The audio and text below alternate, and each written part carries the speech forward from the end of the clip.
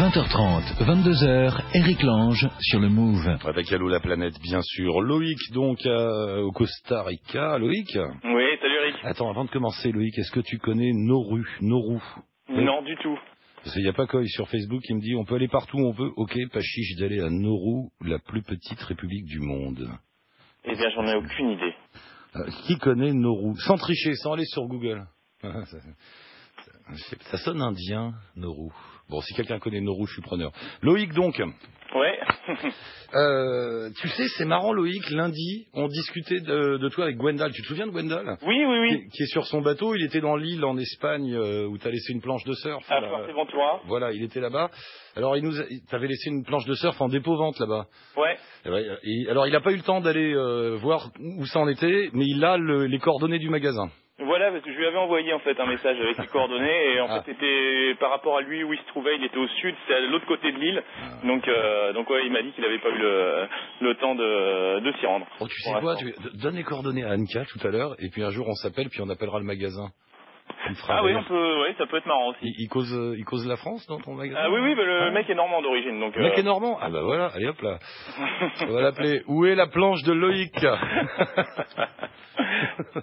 Bon Loïc, t'es au Costa Rica, c'est comment ? Eh ben c'est pas mal. Ouais.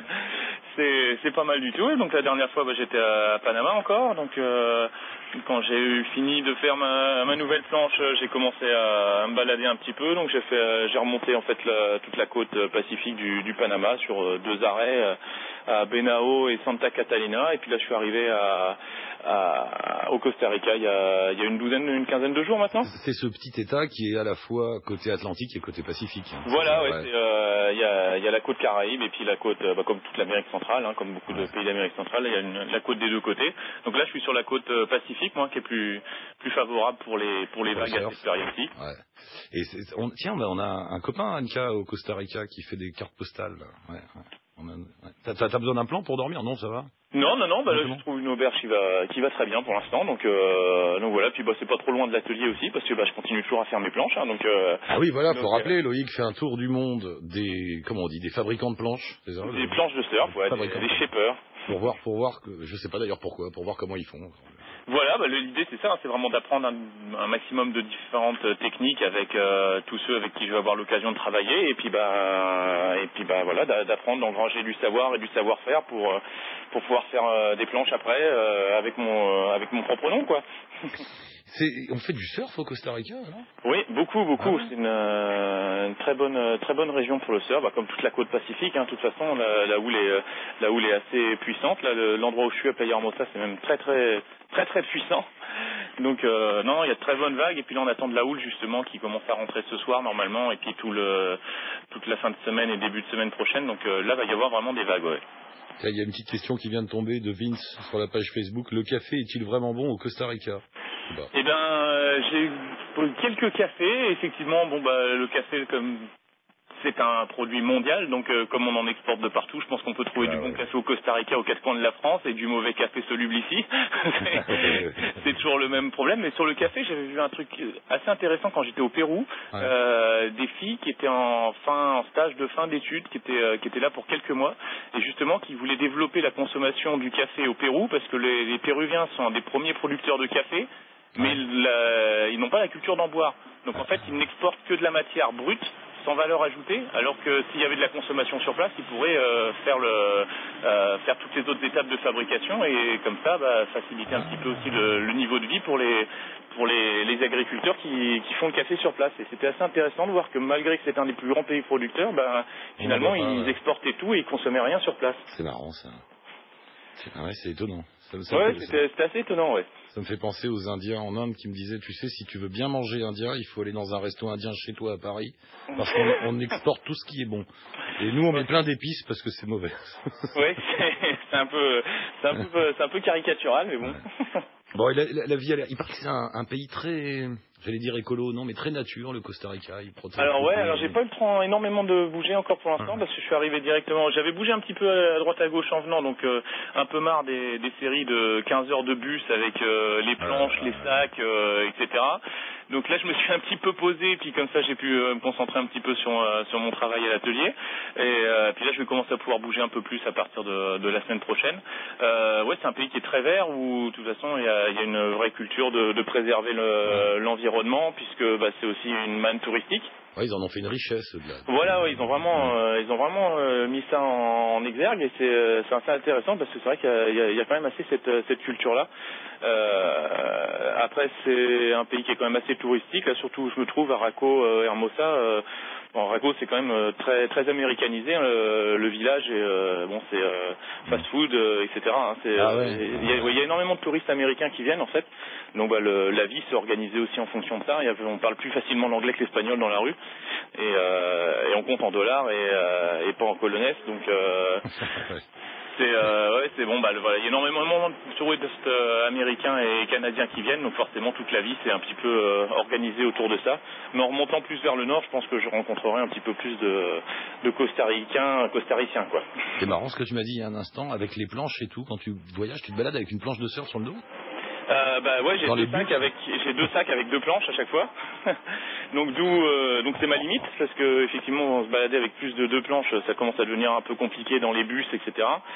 Donc là, comme je m'en fais 2 nouvelles pour les mois qui viennent, les deux dernières que j'avais faites à Panama et puis au Pérou, il va falloir que je les vende, parce que je peux pas me retrouver avec un sac avec 20 planches. Ah ouais. À chaque fois t'en fabriques une et tu la gardes. Ouais, à chaque fois. Voilà, l'idée c'est ça. À chaque fois, je fabrique 1 ou 2 planches pour moi dans chaque atelier, et puis que j'utilise, que je surfe pendant un mois ou 2, ce qui me permet aussi de faire le lien entre ce que j'ai conçu, ce que j'ai dessiné, ce que j'ai fabriqué dans l'atelier, effectivement, si ça glisse sur l'eau comme je l'avais imaginé au départ. Alors c'est marrant cette émission. Hier, on était avec un auditeur là qui voyage lui avec la musique, toi c'est avec le surf, c'est marrant. Hein. Ouais, ça donne un thème au voyage. On peut voyager sans thème aussi, mais peut-être qu'on tourne un peu plus en rond. Là, ça donne quand même une ligne directrice. C'est ça qui est intéressant. Puis il y a le projet derrière d'avoir mon atelier, et puis le projet pour le film et pour le livre et tout ça. Donc c'est vrai que ça permet d'avoir un fil directeur, même si ça crée aussi d'un autre côté des obligations et puis quelques contraintes qu'on n'a pas quand on voyage simplement libre et pour voyager. Mais ça permet quand même de donner un fil directeur, puis d'avoir un but à la fin en rentrant, quoi. Tu me fais rire, Loïc. Je t'ai regardé ta page sur Internet. Et il y a des photos de surf et de filles. Bonjour, le cliché du surfeur. Sur le blog? Ouais. Il y a que des gars dans des vagues et puis des filles qui boivent des coups. C'est quoi cette petite ville, là, Santa Catalina? Alors, Santa Catalina, c'est une toute petite ville à Panama, sur la côte pacifique du Panama. Ouais. Et donc voilà, je me suis arrêté là-bas quelques semaines, et il y a une très très jolie vague, à surfer là-bas, qui est assez réputée. Par contre, Santa Catalina, c'est un trou, hein, le premier distributeur de monnaie, il est à 2 heures de bus. C'est vraiment un petit peu paumé, mais c'est un petit village qui vit, il y a des surfeurs et des plongeurs, et puis c'est tout. C'est bien. Donc voilà, mais c'est assez sympa à voir. Et puis j'avais fait une petite vidéo parce qu'on a eu une houle assez consistante, et avec des vagues assez énormes pendant quelques jours. Donc voilà, non, c'était sympa. J'ai rencontré du monde là-bas avec qui je suis arrivé au Costa Rica, puis on s'est reséparés avec des Allemands, des Québécois. Bon, c'est ça qui est intéressant aussi dans le voyage, c'est de rencontrer des gens d'un peu partout, et puis d'échanger. On se croise, on se recroise, c'est marrant, c'est assez sympa. The Endless Summer by Loïc. Voilà. La suite des aventures, Loïc, tu vises quoi maintenant? Donc là, je finis une planche, là normalement cet après-midi elle est finie, je m'en refais une deuxième pour avoir mes 2 planches qui vont m'accompagner pour les mois qui viennent.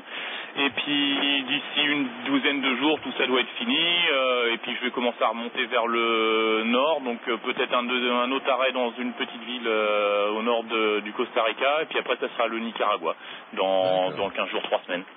Ah c'est bien. Attends, bouge pas parce que je vais faire une liaison improbable comme j'aime les faire. Emmanuel? Oui. Disons que t'es tout proche, Emmanuel. Emmanuel à La Réunion, voilà Loïc au Costa Rica. Salut Emmanuel. Salut Loïc. Il y a un petit océan qui vous sépare, c'est rien.